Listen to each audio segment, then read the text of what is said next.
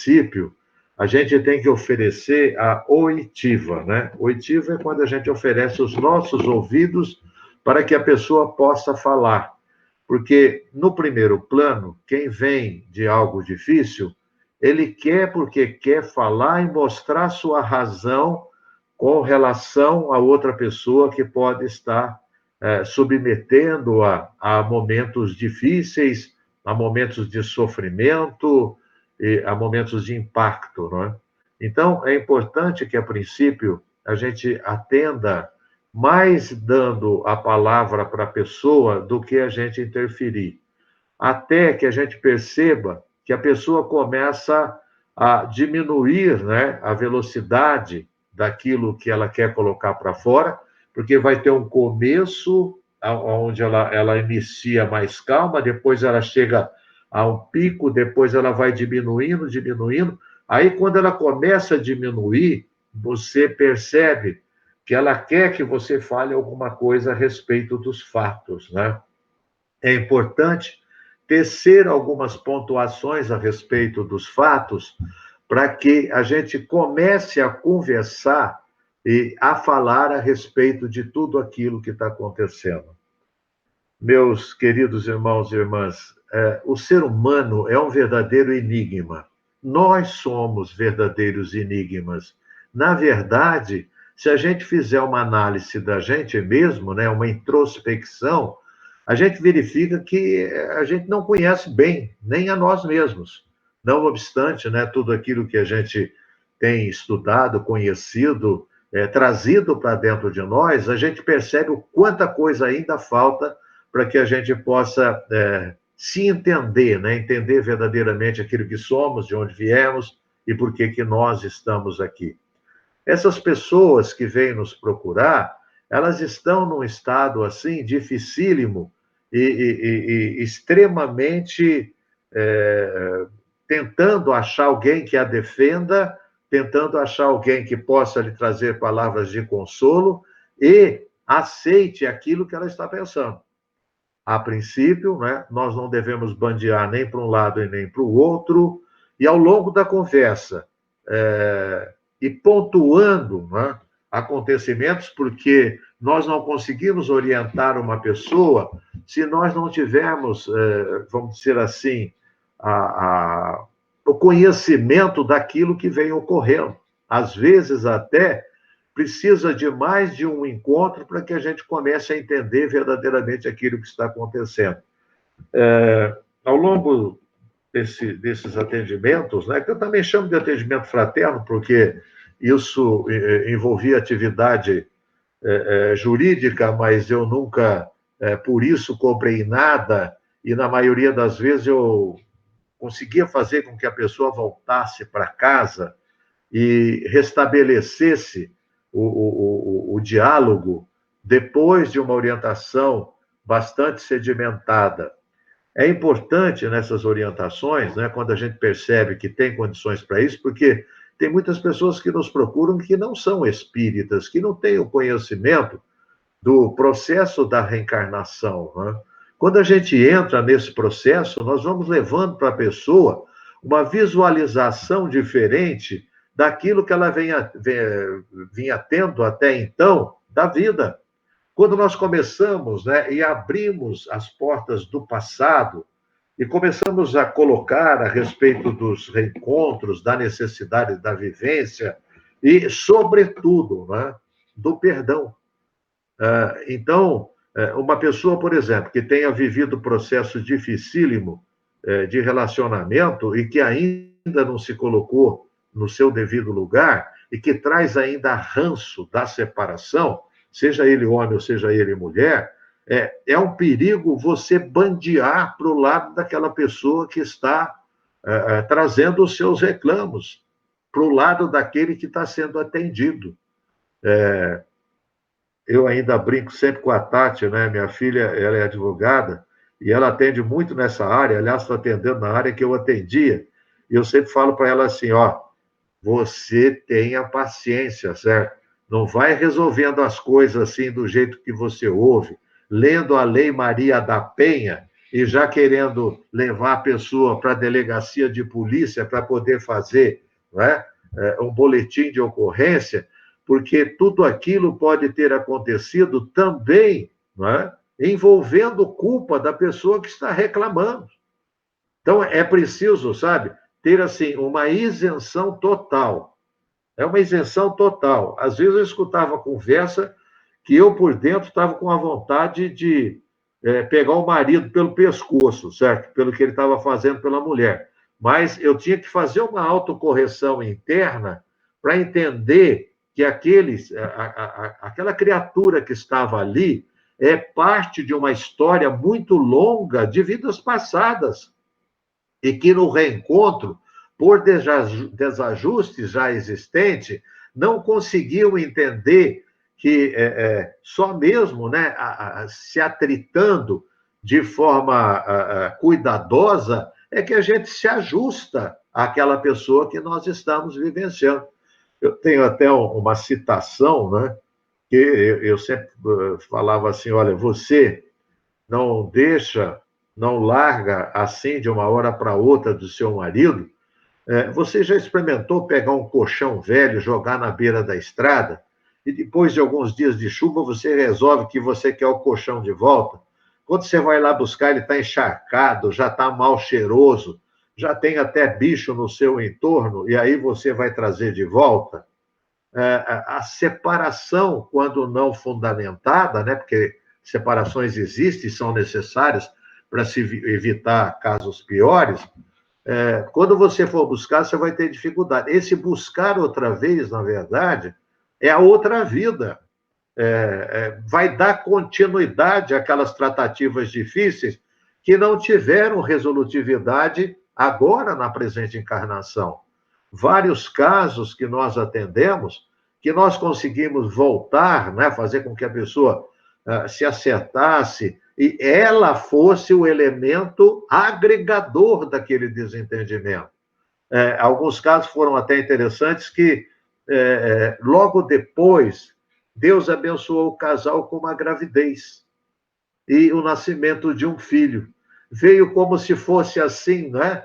Uma pomada curativa, como se tivesse pensado aquela ferida e as coisas começaram a dar continuidade a partir de uma terceira criaturazinha que estava chegando em casa. E foi muito importante vamos dizer assim, essa intercessão dos espíritos naquele momento, fazendo receber alguém que já estaria na programação, né, para poder diminuir a intensidade daqueles desentendimentos. Alguns casos, a pessoa se ligou ao centro espírita, né, e sempre dizia que, ele não vem. E eu sempre dizia, ele vem. Aguarda que ele vem. Você vai estar levando para dentro de casa os curativos necessários para poder abrandar os conflitos. Você está levando para casa. Vai chegar no momento em que ele não vai ter saída e vai ver tanta mudança em você que ele vai querer vir xeretear aqui no centro. E aí, quando ele vier, ele vem curioso e acaba aderindo, né, àquilo que o centro espírita pode ofertar nessas oportunidades. Quando a gente atende uma pessoa, né, tem um nome que em direito a gente chama de anamnese, né? Anamnese você vai ouvindo a pessoa e você vai entendendo o que aconteceu. Normalmente, no caso da advocacia, você vai fazendo, né? E vai escrevendo, ou espera a pessoa ir embora, depois você escreve tudo aquilo que aconteceu, porque depois acaba integrando, né, o trabalho de separação, se for o caso. Eu nunca estive à frente de uma pessoa, antes dela chegar de falar qualquer coisa, já colocava, naquela época, colocava o papel na máquina, né? Na máquina manual, e já começava tudo que ouvia colocar no petitório de uma separação. Eu acho que é uma atitude de inconsequência, porque as pessoas que são procuradas para poder ajudar alguém, assume a responsabilidade espiritual ao lado da pessoa. Dependendo daquilo que você fala e das orientações que você dá, é muito difícil. Eu tive um professor, aliás, foi meu mestre, e a gente ficou muito amigo. Ele um dia contou um caso, né, de que a pessoa chegou lá no escritório dele e era uma senhorinha que já tinha até trabalhado de empregada para ele lá na casa. E disse assim: ó, eu já não aguento mais, certo? O Tião está de um jeito que eu já não aguento mais. Olha aqui, ó, tô tudo machucada, tudo marcada. Ele já vem me batendo há certos tempos, eu estou tolerando. Então eu vim aqui para falar para o senhor, para mim saber o que eu faço. E é interessante que muitas pessoas acham, não é, que esse tipo de atividade é uma atividade de autoridade. Então, às vezes, vem pedir licença. Um dia uma pessoa chegou para mim, um senhor negro, altão, e muito forte, né? Ele entrou lá assim, ele estava falando assim, meio emocionado, assim, com raiva, né? Falou assim: olha, eu já não aguento mais minha mulher. Ah, o que está acontecendo? Eu não aguento, ela está me enchendo o saco, ela está me insultando, ela está fazendo coisa que não deveria estar fazendo comigo. Eu vim aqui para o senhor me dar uma autorização para mim chegar em casa e dar uma surra nela. Agora, você vê, né, se alguém que está num tipo de atividade dessa tem autorização para falar isso, né? Aí você tem que dar uma volta lá em Bagdá e dissuadi-lo desse tipo. Ele vinha segurando, dentro dele falava assim: eu vou lá no Marinho, ele me dá autorização, né? Eu vou arrebentar essa mulher e eu vou estar livre de problema, porque ele autorizou, né? Então, tem esses tipos de pensamento, sabe? As pessoas acham, por isso, né, agora trazendo para o nosso caso, nós precisamos tomar muito cuidado para aquilo que a gente fala.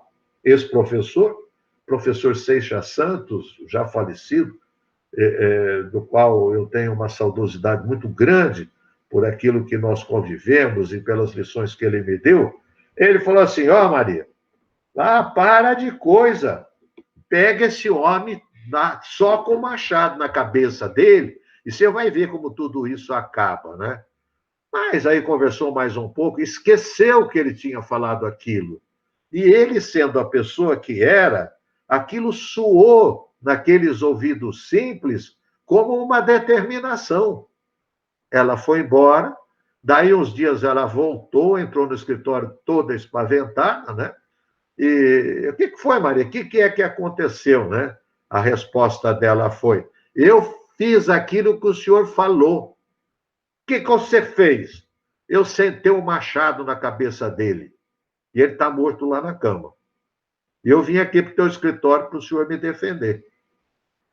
Vê bem, né? Ele contava essa história para todos os alunos para poder entender da preocupação que se tem, né? Em falar as coisas para as pessoas que estão no estado desse.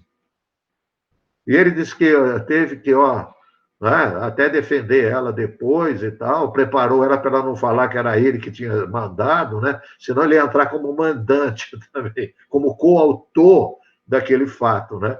Então, nós não podemos exacerbar do lado da violência, por mais que ela possa ter sido espancada, ferida e tudo mais, da conversa a gente tem que concluir, não é, aquilo que deve ser feito. Às vezes, até, se ela já saiu de casa, se ele está perseguindo, se ele falou que vai matar, isso, aquilo outro, aí sim a gente começa a tomar ou receitar os remédios adequados, né? Que é procurar, né, a delegacia da mulher, fazer um boletim de ocorrência, porque tem homem que é muito valentão com a mulher, né? Quando acontece o boletim de ocorrência e que a delegada chama lá, né? Eles ficam com medo danado.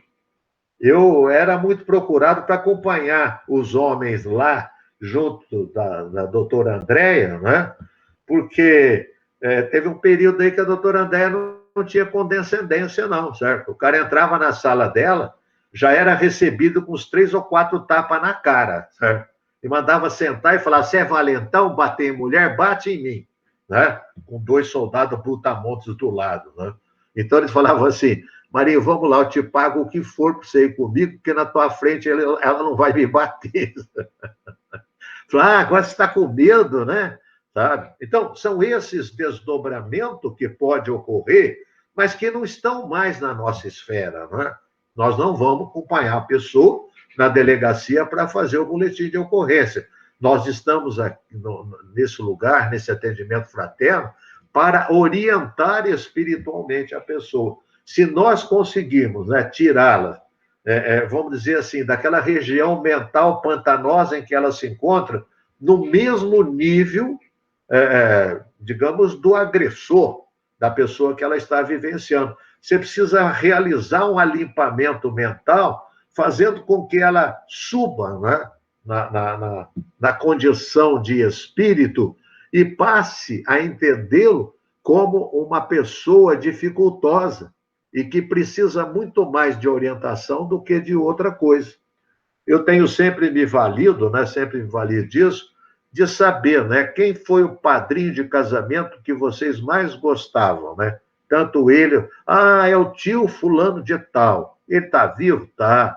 Vamos usar esse tio aí como uma forma de chegar até ele e dizer que ficou sabendo que eles estão em conflito, porque no Brasil é interessante, né? O brasileiro respeita muito aquela pessoa que ele chama para ser padrinho de casamento. Então, essa pessoa, ela pode cooperar, né, nessa, vamos dizer assim, nesse conserto, né, nessa recauchutagem dos fatos que estão abrasados, desequilibrados, desajustados. Durante a conversa, é muito importante que a gente mostre para a pessoa que nós estamos interessados naquilo que ela está falando. Porque os seres humanos, né, são inteligentes, né, e percebem quando, né, todos nós não percebemos quando nós vamos num lugar e que a pessoa não está disposta a nos dar tanta atenção.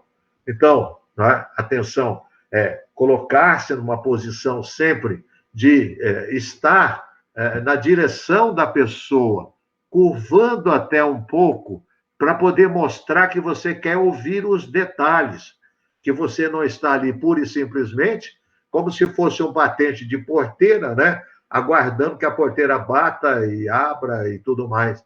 É importante que a pessoa sinta, né, que você não tem só as suas mãos estendidas a benefício daquela criatura, mas que você também está disponibilizando o seu espírito para que ela possa fazer as colocações necessárias do desespero em que ela se encontra. Aqui, né, eu estou fazendo colocação sempre no campo da mulher, mas eu tive inúmeros e inúmeros atendimentos no campo do homem também, né? Do homem procurar em estado de desespero devido ao desequilíbrio em que a companheira se encontrava.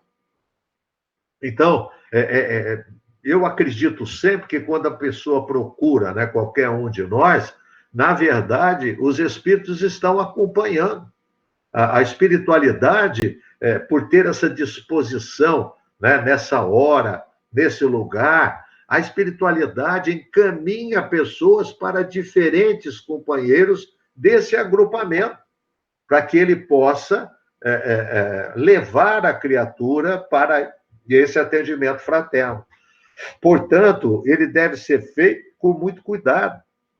Vocês imaginaram se a gente pega uma pessoa ferida, leva para o pronto-socorro, chega lá, tanto os enfermeiros quanto o médico têm atitude de desprezo para com aquela pessoa, ou a coloca de cara como culpada. Se a pessoa chegou lá machucada do acidente, fala assim, você é um despreparado, você não podia estar andando de bicicleta, você é isso, você é aquilo. A pessoa já está ferida. Não precisa um corolário de culpa para poder agravar ainda mais, não é? Tem que se sempre estar do lado, mas de forma fraterna. Estar do lado, mas sempre com um acolchoado entre nós e a pessoa que está sendo atendida, demonstrando o nosso carinho. Carinho de, não é, irmão, de irmã, que nós estamos querendo ajudar na forma menos agressiva possível, da forma mais carinhosa possível. Agora, né, nós estamos vivenciando aí esse afastamento, mas desde a chegada, né, depois de terminada essa pandemia, o abraço é uma forma incrível de receber a pessoa. Conforme você abraça, você está abrindo a janela e ofertando liberdade para que a pessoa possa falar tudo aquilo que ela está sentindo. E isso é importante, porque, na verdade, nós estamos fazendo ali, né, um descarregamento de tudo aquilo que ela tem dentro de si. Por isso que eu disse que é importante ouvir até o final o histórico que a pessoa traz. Ela pode dizer assim: ah, meu marido está brigando comigo, e nós já entramos dando receitas para que as coisas não aconteçam mais. É preciso aguardar toda a fala para que depois a gente vagarosamente vá entrando com o medicamento necessário. E o medicamento importantíssimo nesses momentos, né, é aquele contido no Evangelho, segundo o Espiritismo. É aquele medicamento que nós também transferimos, quando tem condições para isso, através do passe, através do alívio. Uma pessoa no estado desse, quando ela recebe as bênçãos do passe, ela alivia de forma incrível aquele estado de emergência e desespero que ela está vivendo. Aí a gente adentra com esses remédios, né? De cada caso tem um tipo de remédio, para a gente poder entrar depois com o curativo, com a orientação, para que possa atender, né, naquele momento, aquilo que está em verdadeiro estado de desespero. Quase que sempre, né, nós temos o lado obsessivo. Todos, né, têm essa percepção e vão sentir de que aquela criatura, aquele círculo doméstico está sendo envolvido por um processo obsessivo. E aí, não é? A pessoa deve ser encaminhada, não a pessoa, o nome da pessoa deve ser encaminhado, né, para os trabalhos de segunda e quarta-feira, no nosso caso, no nosso centro, para que sejam realizadas as tratativas, né, de alcançar os obsessores que ali estão, para serem devidamente esclarecidos, se houver oportunidade para isso, né? Eu contei para a Idalina outro dia, até ela riu muito, né? De um caso em que uma moça, ela tinha uns 35 anos, assim, sabe? E eu os conheço bem, já tinha atendido a família com alguns casos e tal, e ela veio me procurar como advogado, dizendo que já não aguentava mais o marido e que queria fazer separação e quais eram os direitos que ela tinha e tudo mais. E eu sabia, eles são proprietários de uma área considerável e são agricultores assim, aquela mulher que sai de manhã junto com o marido em direção da roça para poder, não é, trabalhar, aquela pessoa taluda mesmo, forte, até assim bonita de ver, né, vermelhona e tal, os braços fortes e tal. E ela disse assim, ó, o Zé está com gracinha comigo. Eu acho que ele arrumou outra mulher. Bom, você sabe o nome da mulher, você viu ele com essa mulher, ele sai de noite para se encontrar com essa mulher, como é que são as coisas? Não, de dia a gente trabalha o dia inteiro, agora ele deu de chegar em casa porque nós tivemos uma discussão, ele passou a mão num travesseiro e num colchoado e está dormindo na sala. E quanto tempo faz isso? Ah, já está para lá de mês que ele está morando lá na sala. Meu Deus do céu. E você tem ido lá falar com ele? Não. É casturrona, sabe? Eu não fui coisa nenhuma. Ele foi sozinho, ele que volta sozinho. E aí a experiência, né, leva... Se você está com uma vontade danada que ele volta lá para o quarto, né? Vontade eu tô, mas eu não vou lá chamar ele. Não, você para com isso, você está muito teimosa. Não é desse jeito que se resolve as coisas da vida. Tinha muita liberdade, não é desse jeito. Bom, você vai fazer o seguinte: você veio aqui buscar orientação, né? Você sobe, falei, você tem é, essas roupas cheias de véuzinho, assim, não sei o que e tal, né? Aí eu falei assim: não, eu não tenho essas coisas. Eu durmo de calça comprida, eu durmo assim e tal, tal. Eu falei, então tá bom.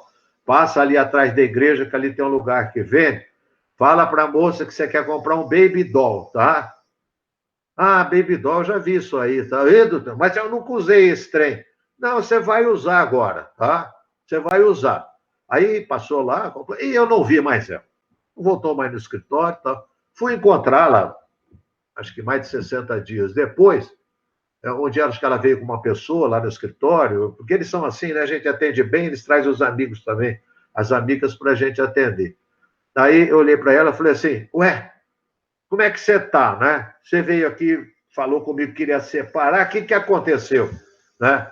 Olhou assim para mim, deu aquele sorrisinho, né? Meio deslavado, né?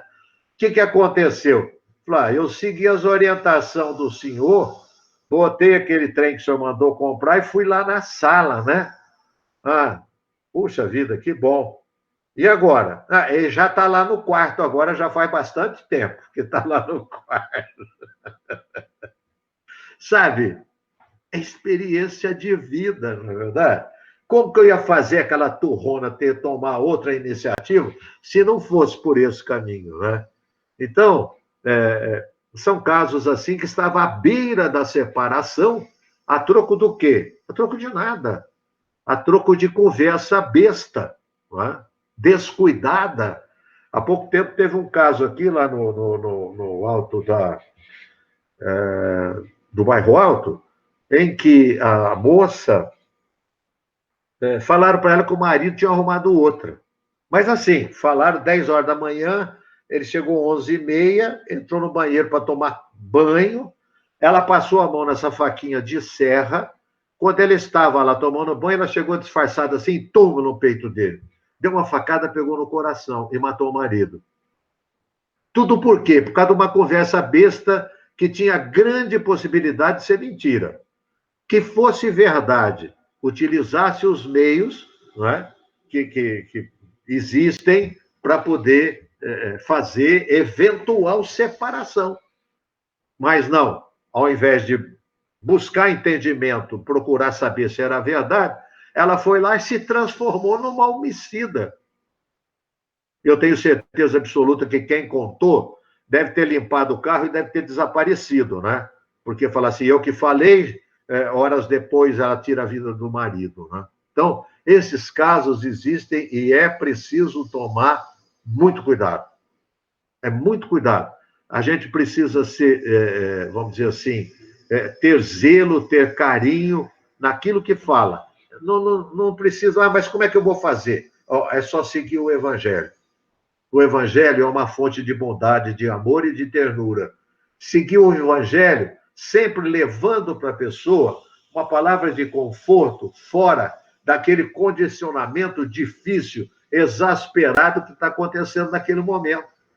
E lógico, né, que o primeiro a você guindar para levar para o centro é sempre aquela pessoa que ali está.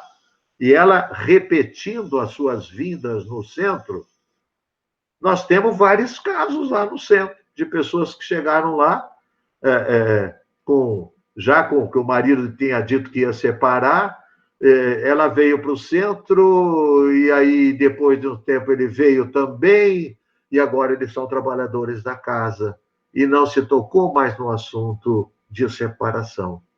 É fantástico isso, né? Então, queridos irmãos, que estão, né, nesse grupo de atendimento fraterno, eu, sinceramente, gostaria de parabenizá-los, porque eu sei que é preciso muita coragem para fazer esse tipo de trabalho. Precisa ter uma convicção bastante profunda e, sem dúvida, uma fé arrebatadora. Porque nós somos seres humanos e, se a gente não tomar cuidado, nós nos afiliamos às palavras de revolta da criatura que está sendo atendida. Não podemos, de forma alguma, nos afiliarmos. Temos que agir de forma diferente, não é? Orientando-a. Mas pode dizer assim, mas chega a mulher aqui toda espancada, calma, conversa. Vai se verificar realmente, né, através das conversas com ela, por que isso está acontecendo. Às vezes, porque a pessoa que vem, ela conta o lado do outro e ela se coloca como vítima. Não é? Então, quando você traz ela para um conhecimento mais amplo, ela ameniza, se for o caso, né, ela ameniza e começa a mudar a forma de relacionamento com aquele companheiro lá em casa. Sempre, cada caso é um caso. Nós precisamos estar preparados para todos os tipos, tá? Tem casos de separação imediata, tem casos em que nós podemos ajudar a remendar, né, a seda rasgada e recolocar as coisas no seu devido lugar, chamando sempre pelo amor dos filhos, né, o amor da família, as consequências que isso pode trazer quando realizada de forma inconsistente, abrupta e irresponsável. É preciso muito cuidado. A gente aprendeu, né, principalmente eu, já na minha idade, eu aprendi que casamento era algo que deveria ser feito para o resto da vida. Eu aprendi isso desde lá do começo. Podia ser, não é, que a companheira escolhida não fosse aquela que deveria ser, e aí poderia ter uma cisão, né? Mas quando a gente tem essa consciência, né, tem que procurar o abrandamento de eventuais desajustes. Briga não é para sempre. A maioria delas podem ser redirecionadas se a gente fizer as coisas, né, como vocês estão fazendo, com carinho, com muita responsabilidade.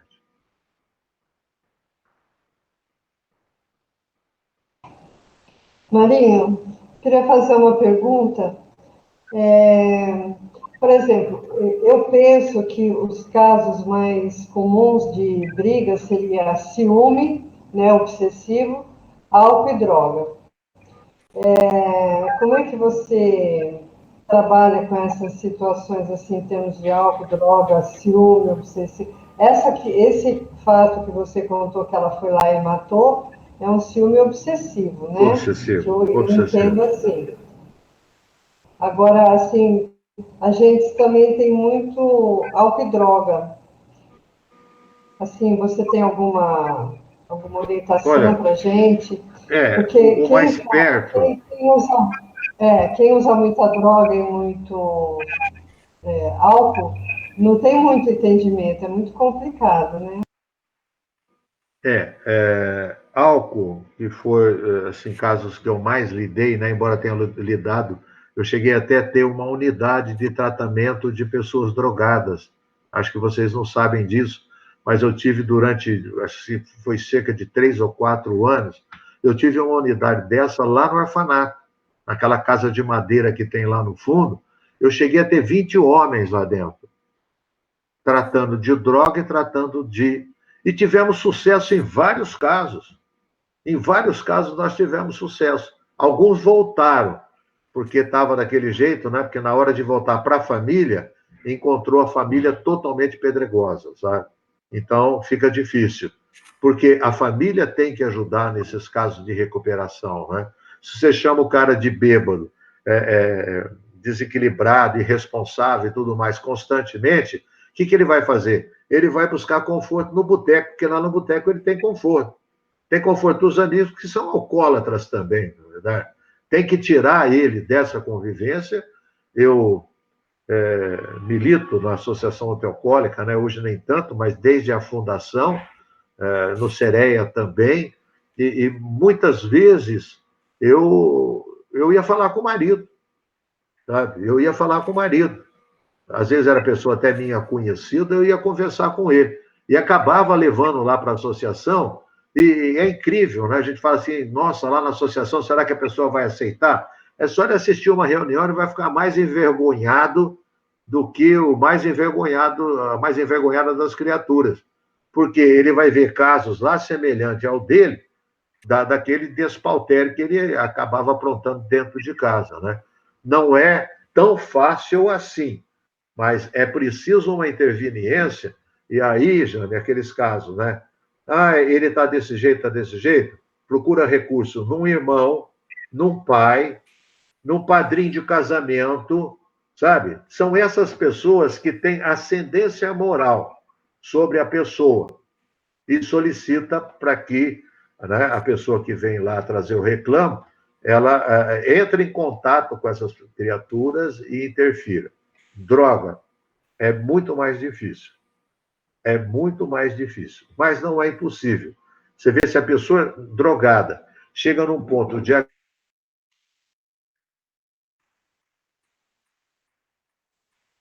internar para poder parar. Quase que sempre. Dificilmente um drogado, a não ser que tenha uma força de vontade muito grande, ou sofra um acidente muito grave, para ele.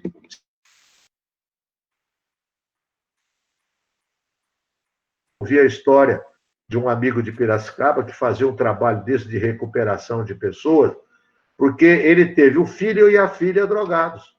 Eles se combinaram, né? Entraram na droga juntos. E foi uma loucura na vida dele. E ele falou: Maria, tudo que você podia imaginar eu fiz. Ela saía para um lado, ele saía para o outro, e a minha mulher só chorava, era terrível. Até que um dia, os dois de moto bateram de frente com um caminhão. E se estraçalharam. E precisaram ficar em casa com cuidado da família 6 meses para poder se recuperar. Falou, hoje, tanto ela quanto eles me acompanham na recuperação de pessoas. É uma via. A gente não vai jogar ninguém na frente de um caminhão para poder ser tratado, não é verdade? É uma via. Agora, a outra é a via do tratamento. Olha, eu frequentei aí bastante tempo aqui esse hospital que tem aqui no São Marcos, né? E eu verifiquei que os lugares de tratamento, onde eu fiz a unidade de tratamento, eu nunca cheguei a dar um melhoral para as pessoas. E você vai nessas unidades, você pega as pessoas em fila, com um copo enorme assim, que eles enchem quase até na boca, e joga na goela e toma.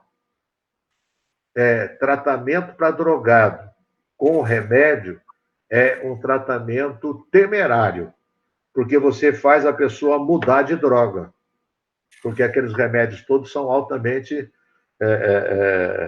envolventes, né, no organismo. Então, dá aquele monte de remédio, eu ia fazer palestra lá, tinha uns que ficavam, coitado, com a boca aberta, outro com a cabeça caída, não sabia nem aonde estava.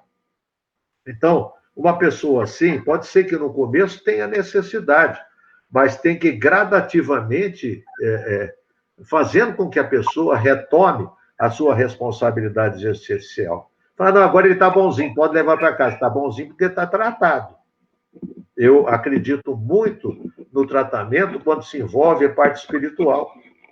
Eu ia lá, várias outras religiões estavam presentes, depois mudou a direção, veio uma direção de fora, e, sabe, até a moça que me convidava, coitada, ficou chateada, veio me pedir desculpa. Eu falei, você não tem que se desculpar em nada. Você me convidou, eu vim, agora que não está podendo mais, eu não venho mais. Certo? Mas o tratamento espiritual era muito necessário. Quantos que diziam para mim, olha, quando eu sair daqui, eu quero ir lá no centro espírita. Eu quero ir lá no centro espírita. Pode ir. Né? Você precisa dessa orientação. Então,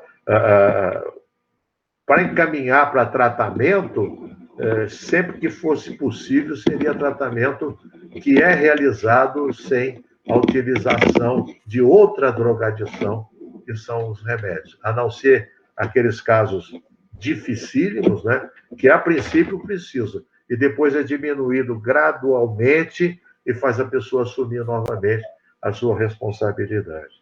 Esses casos, irmã Jane, são difíceis, tá?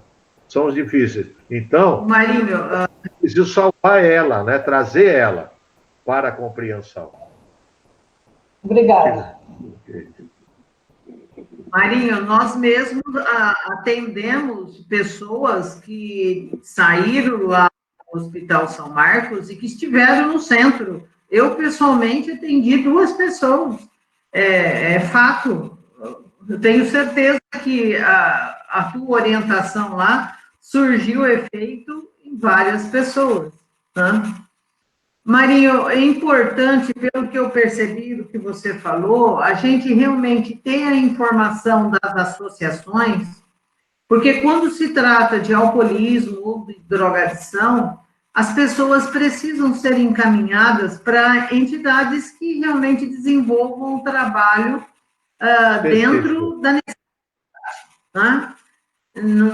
Eu acho que esse encaminhamento é uma obrigação nossa no sentido de orientar, olha, tal associação faz esse trabalho, está à disposição. Né?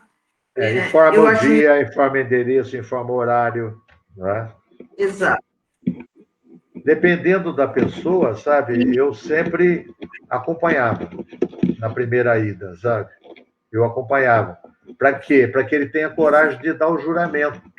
Porque chega lá, ele fica, sabe, ele fica incomodado, porque aquele juramento tem um efeito psicológico muito grande.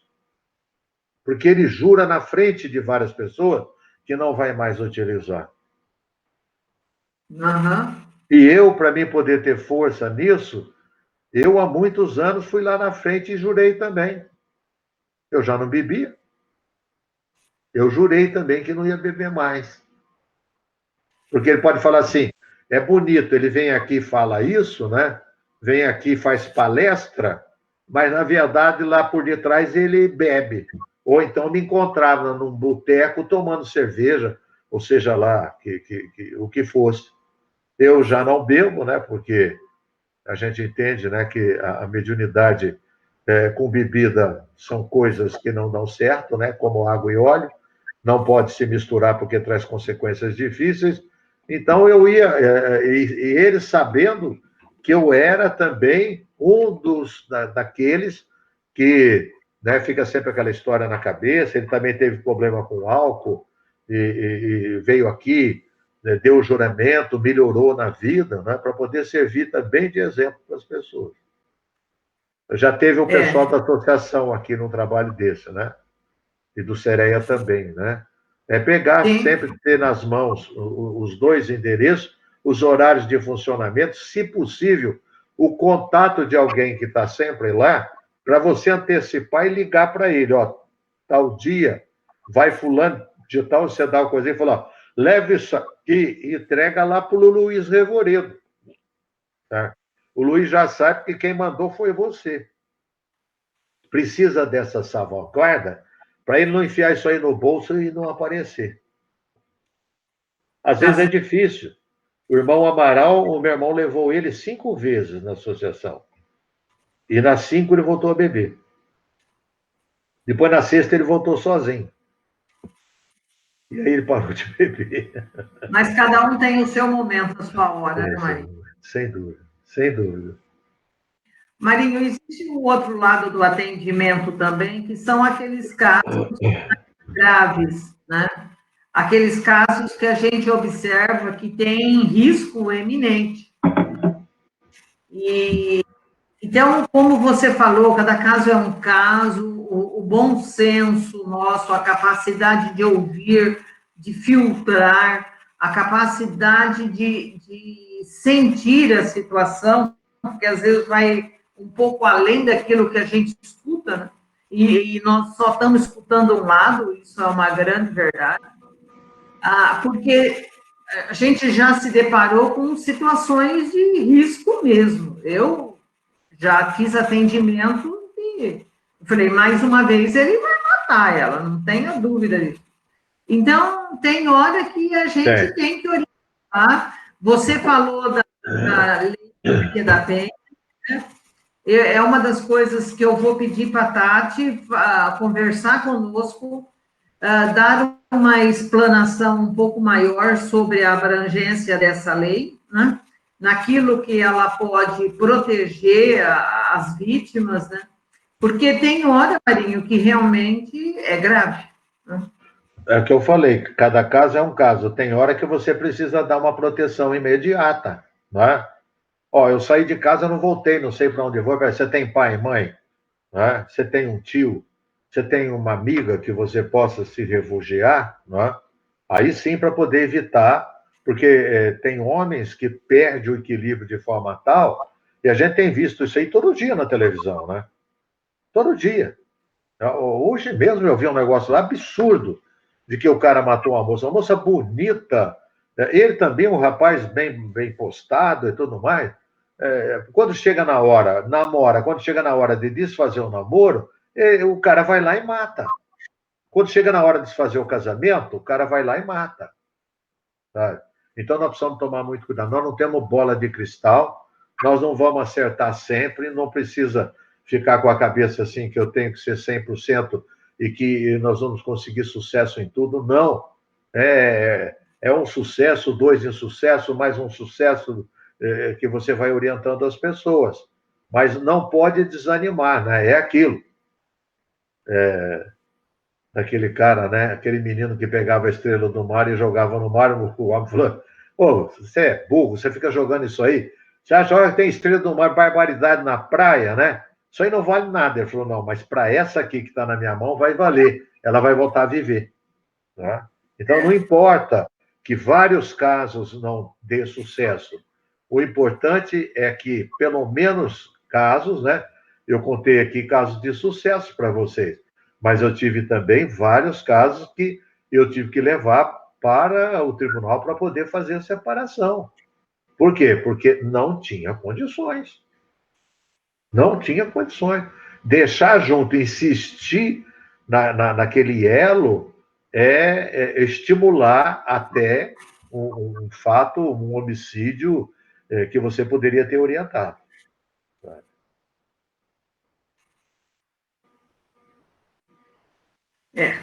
É por aí, né? E como prevalece sempre o nosso bom senso, porque bom senso, sabe boa na hora palavra. que a pessoa começa, não tem outra coisa, é bom senso mesmo, é cautela, é amor no coração, é disponibilidade para ouvir e pedir a ajuda da espiritualidade amiga que nos intua, né? Intua.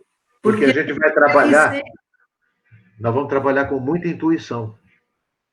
Sabe? Sim, também Nós vamos acho. trabalhar com muita intuição. Sabe? E também tem casos de pessoas que vêm reclamar, que a reclamante, né, ela não se ajuda. Sabe? Não se ajuda. Quanto pode, é agressiva. Como que você vai fazer isso? Tá? Por isso que é interessante evangelizá-la, né? Levá-la para a orientação do evangelho para que ela se abrande, para não ser daquela forma, né? Agora, tudo isso, né, queridas irmãs e irmãos, exige o quê? Esforço, repetição, constância. É o que as pessoas não têm. Né? É o que as pessoas não têm. Um dia eu criei um menino, né? Ele chamava André. Chama-se André, meu filho do coração querido. Gosto muito dele, está casado, é empresário e foi criado lá no orfanato. A mãe morreu, o pai era andarilho e ele foi criado lá no orfanato até ficou moço. E era o meu fiel escudeiro. Onde eu estava, ele estava comigo. Graças a Deus, é um menino excelente. Quando eu levei ele a primeira vez para poder tirar a carteira de trabalho, né? Falei, ó, cara, agora vamos tirar uma carteira de trabalho para você, né? Porque para você poder começar a trabalhar. E quando eu tirei a carteira, ele olhou a carteira assim, achou bonita, né? Folheou a carteira, tudo. Olhou para mim e falou assim: "Ô tio, e quando que eu aposento?" Eu falei assim: "Moleque, eu vou te pregar a mão na cara, certo? Você vem perguntar um negócio, você nem trabalhou ainda, como é que você quer aposentar?" né? Aí eu expliquei, ó, você vai ter que ter um esforço de trabalhar, né? Dependendo da atividade, entre 30 e 35 ou mais anos, para poder alcançar, vamos dizer assim, o beneplácito de uma aposentadoria, né? Então, é a mesma coisa, a pessoa é trazida para o centro, ele tem que entender que é devagar, é como alguém que está lá no fundo do poço, você não arranca de uma vez e põe lá fora, né? Se você botar uma escada, ele tem que subir degrau por degrau para sair daquele buraco. A consciência, o estado mental também é assim. Tem que ter tempo para poder sair, não sai de uma vez, né? É como a cura, o tratamento de uma doença, não é de um dia para o outro. E o problema é as pessoas entenderem que precisa de um tempo, que tem que ter paciência. Muitos de nós quer um efeito imediato. Esse milagre não existe, né? A gente precisa fazer mudanças íntimas, mudanças internas, e é um passo de cada vez. Um passo de cada vez. Você não pode pegar uma pessoa exasperada, né? E querer que repentinamente ela se transforme numa pessoa boa. Ela que vai precisar reconstruir, não é? É mesmo que pegar uma estrada toda esburacada e querer que no dia seguinte esteja asfaltada com pista dupla, não é? Exige trabalho, existe persistência para poder se alcançar aquele estado de tranquilidade. E o atendimento traz a cada um de nós que realiza esse tipo de trabalho uma paciência muito grande. Por quê? Nós estamos atendendo alguém que pode estar enfermiço, né? De qualquer tipo de enfermidade mental, mas, ao mesmo tempo, aquele fato traz para nós o quê? Lições preciosíssimas, né? São bandejas de prata com maçãs de ouro em cima. O problema que ele está nos trazendo, porque está encaixando dentro de nós como algo que, meu Deus do céu, como foi adentrar esse caminho? De repente, quando a gente visualiza esse caminho por qualquer razão, diz, não, isso aí eu não quero, não. Eu não quero entrar nessa via, não, que ela não é adequada, na verdade. Gente, esse trabalho é maravilhoso, viu? Esse trabalho é maravilhoso. A gente percebe isso que você acabou de falar nos atendimentos aos desencarnados. Como que a história de vida dele, para nós, é uma lição. Uma lição. É um aprendizado. Não estamos fazendo favor nenhum, não é? De orientá-lo. Não. Por quê? Não. Porque a gente se sente e fala assim, puxa vida, ele se meteu numa enrascada que eu vou lutar para nunca adentrar, na verdade. Exatamente. O erro do outro, para nós, é um aprendizado muito grande. A dificuldade dele, né? A maneira com que tudo aconteceu, para a gente é um aprendizado. E, Marinha, você falou alguma coisa aí que eu achei muito legal para nós. Gente, nós não podemos querer acertar todas as vezes, porque senão a gente coloca um peso nas nossas costas muito maior do que a gente consegue carregar. E esse peso atrapalha no próprio atendimento, porque a gente fica numa preocupação tão grande em acertar, que a gente às vezes deixa até de ouvir coisas muito importantes. Então, olha aqui o nosso mestre, né, que nem sempre realmente a gente acerta. Somos humanos e passíveis de erros. Mas vai ter vezes que nós também vamos acertar. E a espiritualidade está do nosso lado. Vai nos Como é gostoso quando acerta, né? Como é gostoso. Olha, estão me dando uma figuração aqui. Deixa eu passar para você. Por exemplo, se nós estivéssemos parados num lugar deserto e ermo, e nós estivéssemos ali disponibilizando água para aqueles, né, que estão passando por aquele caminho. Então, cada um que passa, a gente dá uma caneca com água para ele tomar. Se chegar alguém, ele olhar dentro da água e não quiser tomar água e quiser prosseguir sem tomar água e reabastecer o organismo, que é necessário nesses lugares cáusticos, você não vai deixar de dar água para aquele que vem logo atrás, porque aquele que não quis beber. Ele vai, a vida é dele, a responsabilidade é dele. O Divaldo fala muito isso em termos de ajuda, né? Se a pessoa quer, nós ajudamos. Se ela não quer, prossiga na sua responsabilidade de vida. Nós não temos condição de pegar ninguém, botar uma coleira e dizer assim, é assim que você precisa agir. Ou a pessoa vem pelo amor, com a suavidade necessária, ou ele segue o seu caminho. Mas não fica com si. sentido, sabe, de eu não consegui, eu estou chateado com isso, sabe? Nós estamos nos disponibilizando. Nós estamos parados no meio do caminho, com um tonel d'água oferecendo aos transeuntes. Quem quer, bebe. Verdade. É. Abimael, tá quietinha, Abimael. Traz as tuas dúvidas aí para nós.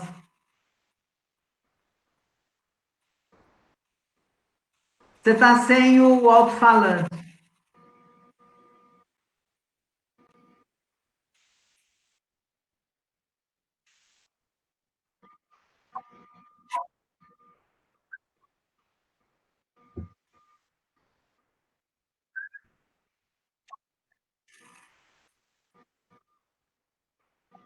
Desculpa, eu não consegui te ouvir.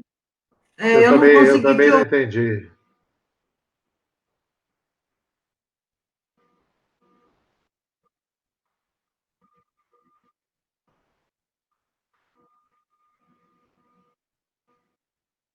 Ah, que legal. Legal.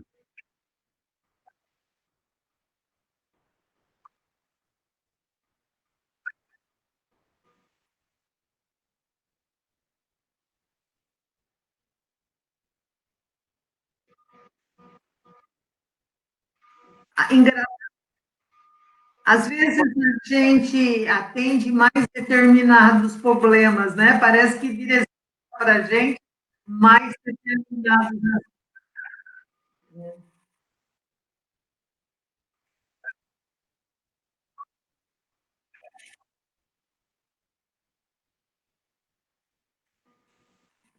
Eu já peguei vários desses, viu, Abimael? Que bom, Emael. Você, né, tendenciaram você para um atendimento que são pessoas também necessitadas, né? Necessitadas num outro ângulo, né? Depressão principalmente. Eu vou na academia, eu estou lá, né, fazendo lá a minha rotina, não é nada difícil se tiver pessoa, alguém que encosta e começa a me contar um caso de desespero existencial. Eu escuto. E aí é um caso leve, né? Porque é a própria pessoa que está em crise com ela mesma. Aí é mais fácil da gente fazer tratativas, né? Do que ter uma segunda pessoa que possa estar provocando tudo aquilo, né? Sim. Mas eu acredito, Gilberto Mimael, que a tua banca vai ter muito mais gente do que todo mundo.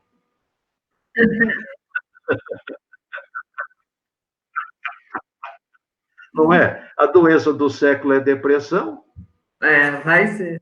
O que é depressão? É o vazio, né? Da ausência de fé, de um monte de coisa.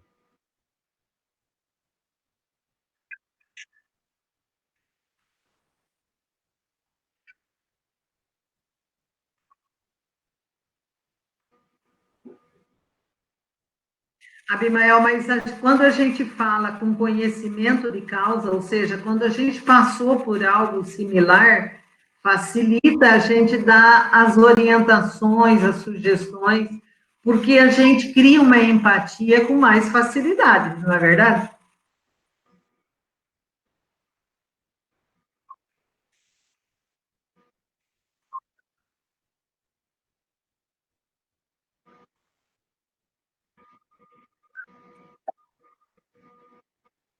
Mas é verdade. Eu já atendi suicidas tendenciados no centro espírita, quando eu frequentava o Caridade e Fé, que ele acabou se matando.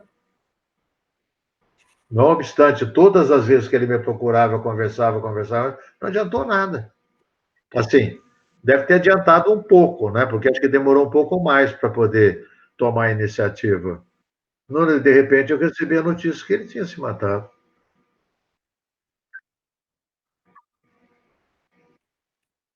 Ah, sem dúvida, sem dúvida. A semeadura não foi em vão. Isso está me lembrando aquele caso do filme do Kardec, que orientava o espírito e ele se pulou da ponte do mesmo jeito. O livro dos espíritos estava ali do lado e ele pulou na ponte do mesmo jeito, né? Então, nem Kardec conseguiu evitar. Mas é mesmo, a gente tenta. A gente tenta. Muito bom, muito bom. Eu tive um caso desse dentro de casa, que a gente estava sempre perto, conversando, falando e orientando, e nós não tivemos condição de segurar. Então, a determinação da pessoa é muito difícil. E quando acontece num contexto de uma família grande como a minha, semeia em todas as pessoas sentimento de culpa. Né? Sentimento de culpa. Mas nós que atendemos, né, nesses casos aí, a gente não pode, de forma alguma, se colocar na posicionamento de culpa, senão a gente vai acabar virando enfermo também, ou enfermo. Uhum. Dalina. Opa. Eu só queria fazer uma pergunta, porque e aí, voltando para a questão da violência doméstica, Marinho, nós também temos, principalmente nessa questão de pandemia, e nós tivemos um caso hoje em Jaboticabal, mais um caso, da questão da violência sexual, principalmente em relação às crianças, quando elas estão dentro da unidade familiar. E aí, eu não tive ainda um caso nesse específico assim, mas já que estamos estudando para nos preparar para as possíveis, né, para os possíveis atendimentos e os casos, de quando, por exemplo, e aí se está tendo algum tipo de violência sexual dentro da casa, e no caso a mãe, né, está passando por esse enfrentamento e não conseguiu ainda procurar os meios judiciais, fazer algum tipo de denúncia, pode ser que essa mãe procure a casa religiosa, né, no sentido de se orientar, e aí vem toda a questão também de estar passando por um momento de conivência, por alguma dificuldade de fazer esse tipo de denúncia. Que você possa nos orientar aí no sentido de que nós também possamos orientar essa mãe ou esse familiar da responsabilidade dela para com a tutela da criança, né? Daquele espírito que está passando por essa violência, né? Essa pessoa que está passando pela violência. Então, que você possa nos orientar aí rapidamente de como que nós temos que aí fazer esse atendimento, no sentido de acolher, de entender que a dificuldade dessa pessoa também, que vivencia isso e não consegue tomar uma atitude de denúncia, e de alertar sobre a responsabilidade da tutela dessa criança, enfim. Exatamente, viu, Denise? É isso que você falou. De pronto, né? Talvez a gente já, né, se coloca no lugar, já se enraivece e fala, não, vai para a delegacia, faça isso, faça aquilo. Mesmo esses cuidados, eles devem ser tomados de forma cuidadosa, cautelosa. Primeiro tem que ver se aquela mãe realmente quer os resultados de uma, vamos dizer assim, de uma ação policial, né? Se ela quiser, aí então, depois de entender o fato, ela deverá ser encaminhada aos órgãos competentes, né? Porque, veja bem, é um crime que está em andamento. Uhum. Quando a mulher chega espancada, é um crime, né, que já se perpetuou, mas em que a pessoa, né, por ser adulta, ela tem a capacidade de dizer se ela quer ou não, né, que aquilo aconteça. Agora, quando é criança, é algo assim muito delicado. Muito delicado. Por quê? Tem que entender quem é que é o agressor, né? Às vezes o agressor é o próprio pai, sabe? De repente, no desabar disso tudo, desaba a família inteira. Tentar, de alguma forma, tentar chegar, né, nessa pessoa, sabe? Eu sei que é uma responsabilidade muito grande, o nosso trabalho não tem que estar indo na casa dos outros para resolver problema, mas então, de alguma forma, colocar uma interrupção nisso, não é? Sem que a gente se envolva de forma a ser amanhã o culpado de uma eventual prisão ou separação. Né? Porque, Maria, eu penso assim, que às vezes a conivência da mãe ou do familiar que veio procurar ajuda, ela acontece por conta também do ciúme obsessivo, porque ela tem ciúme do parceiro, né? E aí, não consegue denunciar, não fazer essa denúncia, acaba sendo conivente com a situação. Mas eu penso assim, da gente tentar orientar, de fazer com que essa pessoa que veio trazer esse problema entenda a responsabilidade dela para com aquela criança, né? Disso mesmo, de fazer cessar essa violência. Eu não sei se esse é o entendimento correto. Também, e é como nós deveremos agir. É um fato, né, dificílimo de acontecer, mas que pode acontecer e nós precisamos estar preparados para isso, na verdade. Nós precisamos estar preparados. Às vezes até valendo-se de um encaminhamento a um advogado que milita, né, nessa área, para poder ela receber as orientações necessárias. Um advogado, né, de preferência equilibrado, porque vai pegar um também que já vai correndo lá e faz as coisas acontecer para depois trazer consequências. Sabe, dá na gente assim um mal-estar muito grande de saber que alguém dentro da casa, aquele caso lá de Minas, acho que foi Minas, o tio engravidou a menina de 10 anos. Né? É um despautério, a gente não consegue administrar algo assim, né? E o juiz autorizou o aborto, né? Porque, na verdade, uma menina de 10 anos não pode ser mãe, na verdade. E também você não pode falar assim, não, deixa ter a criança que nós vamos dar. Não é dessa forma, né? Eu acredito que teve, assim, muito cuidado por parte do juiz em determinar que interrompesse, né, esse tipo de gravidez. Isso é muito sério. Quando cair na mão, nós precisamos tomar muito cuidado, porque é uma providência seríssima que tem que ser... Eu só toquei nesse assunto porque, como teve esse caso aqui em Jabuticabal ontem, um homem foi preso, suspeito de violentar uma criança de 9 anos, dentro da unidade familiar, que geralmente unidades familiares que estão desajustadas, né? Enfim, mas isso também, a comoção que gera uma situação dessa pode fazer com que outras pessoas que estejam passando por esse problema venham procurar, tenham coragem de procurar a justiça. E aí, talvez, antes de fazer isso, possa procurar a unidade religiosa para se fortalecer, para dar esse passo. Então, eu acho assim que é também um momento que a gente tem que ter esse cuidado de trazer essa responsabilidade, fazer com que a pessoa entenda que a tutela do filho, do sobrinho, ou seja, quem esteja passando por essa violência, é da família. Então, que é importante fazer com que cesse a violência, né? Eu tive um caso, viu, Denise? Eu tive um caso em Itaiaçu, em que a menina perdeu a mãe, só tinha ela de filha, e o pai era cortador de cana, sabe? Ele saía de madrugada e voltava quase de noite.